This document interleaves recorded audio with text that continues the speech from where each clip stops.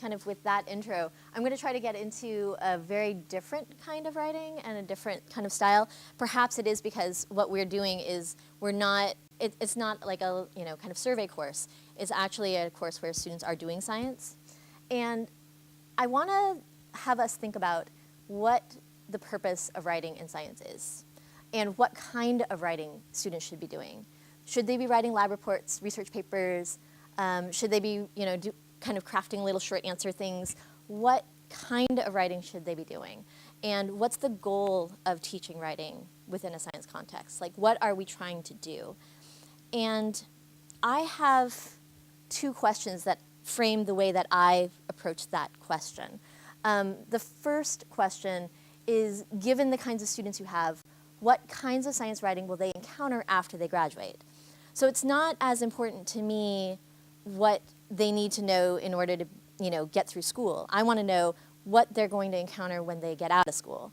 And that, to me, is what makes it meaningful or relevant to them.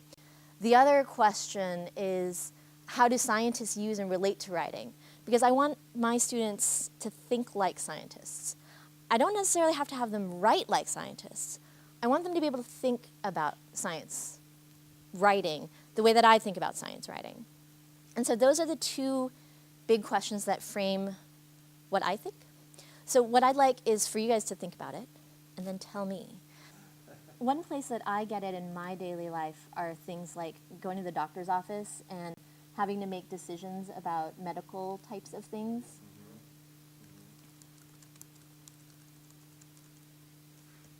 All right, so that's one.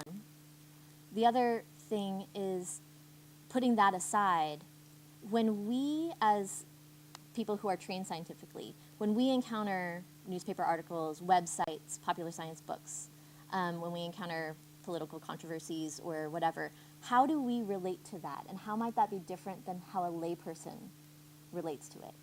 When we see, false science being portrayed by, Republican primary candidates, what do we do with that information? How is that different than how a non-scientist would encounter that? So it's not just how do we assess whether or not what they're saying is correct or not. What do we do with it? So one thing that we can do is we can assess the accuracy of the information, right? What else can we do? So given that, this is the population that I'm working with. I'm working with liberal studies students. And 95% of them go on to teach elementary science, or elementary school, which includes science among the other subjects that they'll have to teach. And 90% of them are female. And so the first thing I needed to do to help them in terms of teaching science is figure out who they are and what kinds of science they will encounter. And so this is a list of things that I think that they would encounter. So for instance, they're going to go on to Wikipedia immediately. They'll see a lot of science textbooks and kids' books inside of their classrooms. They're going to be, in their jobs, designing presentations to try to explain scientific ideas to young kids. So they need to be able to take scientific information and translate that into something that a fourth grader could understand. They might do that with presentations, with handouts, with activities, but some way they're going to need to be able to communicate scientific ideas to an audience that may not understand the scientific language. They're going to see popular science articles, newspapers, they'll get that doctor's office literature, and in their regular lives, they'll probably get literature from political or advocacy groups, and if they ever take kids to science museums, they'll see science museum signage. So what my goal is to get my students to use and relate to those genres in a scientific way. And to me, that means that I want them to be able to think critically about what they read and be able to assess the validity of whatever they're seeing. And in order to do that, they need to know how scientific information is gained, like what that hard process is to be able to say that that is scientific knowledge, and what counts as scientific knowledge and what doesn't. So I feel like that's another big key to be able to really assess the accuracy of scientific information. I want them to also be able to take whatever they read and relate it to other things they know about the subject. And I think that that's how me, as a scientist, when I see something, that's how I can judge whether or not it's accurate, is by thinking, does that meet with anything else that I know about that subject? Does it fit into that bigger picture?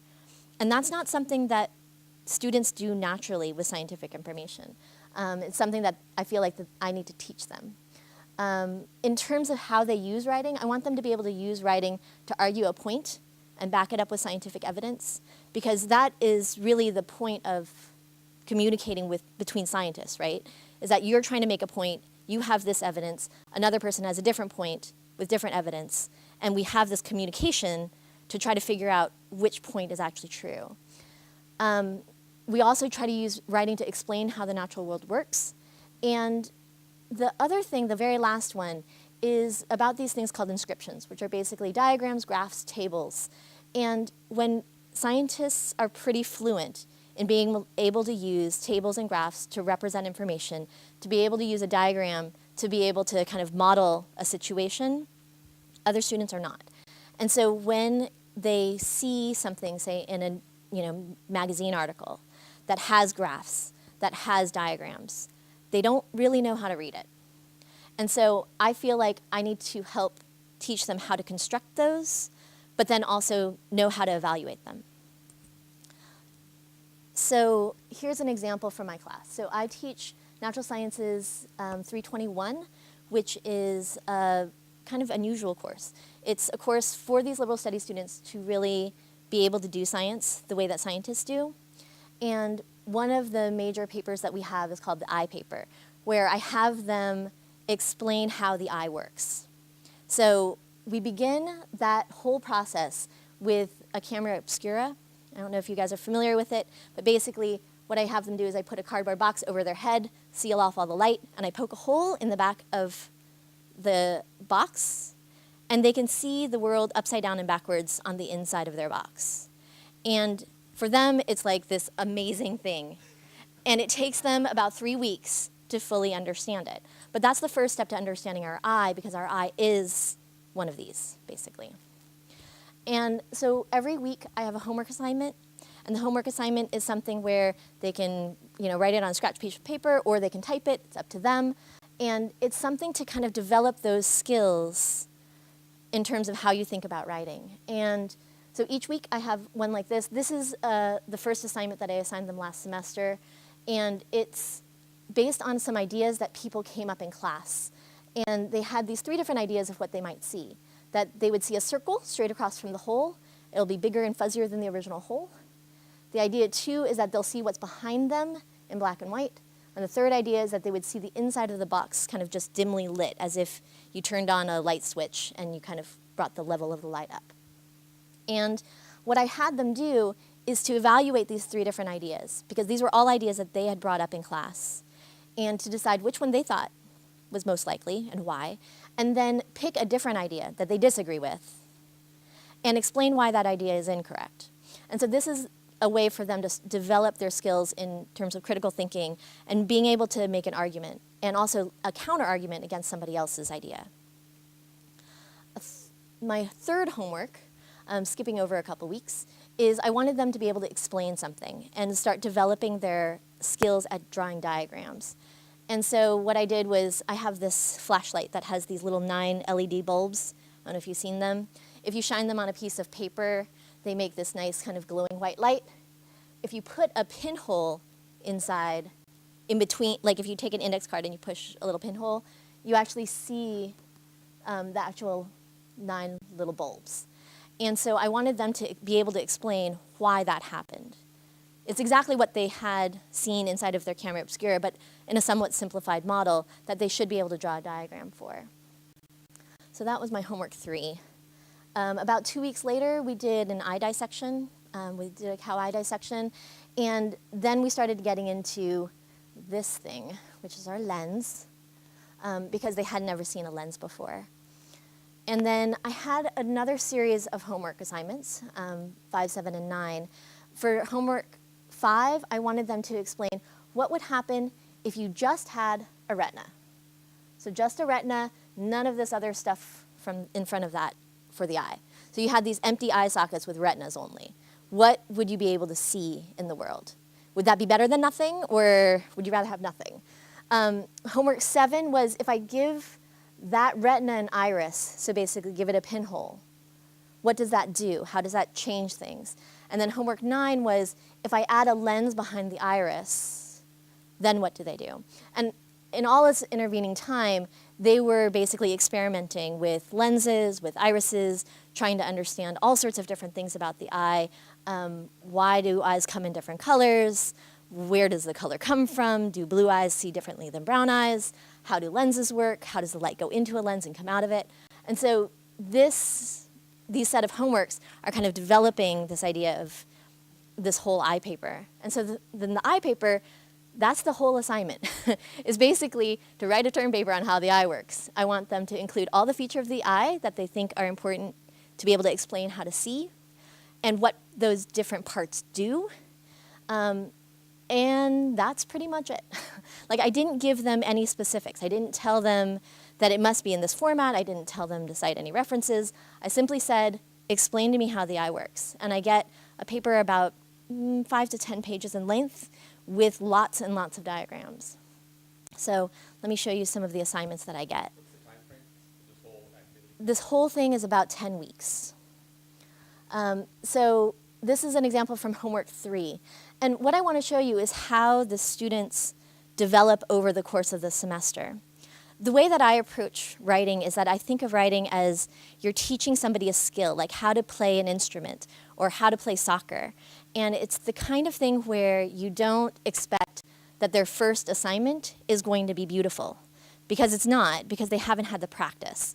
And so this is one of the early assignments, and this is one of their diagrams showing how that 9-bulb flashlight ends up on the paper. And so what they do is they can see that the light coming from the bulbs has to get through here in order to make that. But they're not at all precise about which light rays are going where, or even really being able to fully diagram that. A couple weeks later, this is homework 7. Now this is the one where you want an eye with a retina, and this is the same student. So you can see how much better their diagrams have gotten over the course of those couple weeks, right? So you can see that now what they're doing is they're doing it to scale, right? So you can see that they actually traced out their iPhone, and they have a little, light ray coming from the bottom of their iPhone, that some of it hits the side of the iris and that doesn't get into the eye, but the ones that do fit through the pupil actually get onto the retina. And then they're able to explain what they see. So it says if we are going to see a tiny dot instead of a circle of light, what must be going inside the eye is somehow those multiple rays coming into the pupil are being condensed and aligned together to create the image of a dot or star on the retina. So they're realizing that in order to get the iPhone in here, that's exactly how you have to trace the light rays in order to get that. And then on their eye paper, so this is the same person's eye paper, now they're actually putting a lens behind, and that a single little starburst out there ends up as a single little starburst here instead of as a broad spot, because the lens brings those light rays back together. And so they're able to both write about it and diagram it and kind of put it all together. And that process really takes that full 10 weeks for them to be able to really grasp, how do you do this? And I like this paper because it's the kind of thing that I feel like they would be having to do with their students. Like, they're taking something complex like the eye and having to break it down step by step and explain it in a way that makes sense both to them and also to their future students. So let's see, what do I have? Oh, lessons learned. I feel like what's important is to make my writing meaningful and relevant, that I want to be able to use writing to help students think scientifically. So that critical thinking, argumentation, making sense of evidence. And I also feel like it's valuable to be able for them to see science in their everyday lives and connect it to that. And then the last point was to allow time for students' writing and scientific abilities to develop, that I'm coaching them instead of telling them this is what has to happen and teaching it. So this is all ideas they develop themselves. Like, I never tell them how a lens works. They have to figure it out. So they use laser pointers and lenses and... Yeah. Yeah, so I give them a complicated something to figure out, and throughout I'll help them and give them additional tools that they might need. So, for instance, a lot of them were wondering how the light actually goes through the lens, like where does the light bend? Because they know at that point that light's going in straight lines, but how does it bend? Does it bend when it hits, or does it bend somewhere in the middle? So then I bring in jello, where you can actually see a laser beam kind of hit the jello and then bend. And so I bring them in jello that they can cut into various shapes, and then they can actually see that. So whenever they feel like they're at a question and they don't have the tools, I will give them a tool to help them get through whatever that question is. Every week there's a homework, and so I showed you what the homeworks were every other week up till the eye paper. Yeah, yeah, yeah. I haven't done it with vastly other topics. I've done sound, I've done color, but I've seen other colleagues of mine in other universities who've done things like forces in motion. They've done the moon seasons. They've done climate change. So this type of approach where you don't give the students the answers and they have to figure it out, it's being done in almost every science discipline.